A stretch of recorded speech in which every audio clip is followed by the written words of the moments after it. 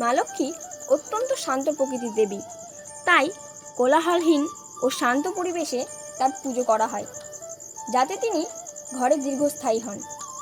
লোকবিশ্বাস ও পৌরাণিক কাহিনী অনুযায়ী ঘণ্টার শব্দ অশুভ শক্তি তাড়ায়, কিন্তু মা লক্ষ্মী নিজে ঘরে প্রবেশ করায় কোলাহল বা শব্দহীন পূজায় শ্রেয়।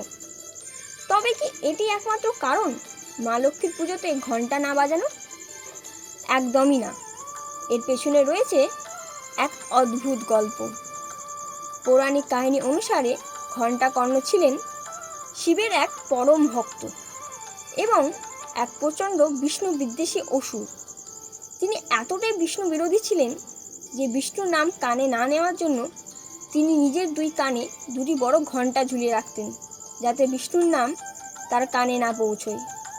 ঘণ্টাকর্ণের এই প্রবল ঘৃণা এবং ভক্তিতে উগ্রতা শ্রী বিষ্ণুকে ক্ষুব্ধ করেছিলেন।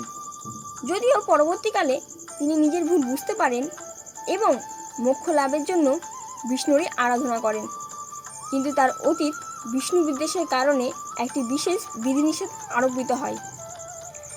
যেহেতু ঘণ্টাকর্ণের কানে ঝোলানো সেই ঘণ্টার শব্দ ছিল বিষ্ণু বিদ্বেষের প্রতীক, তাই শ্রী বিষ্ণু বিধান দেন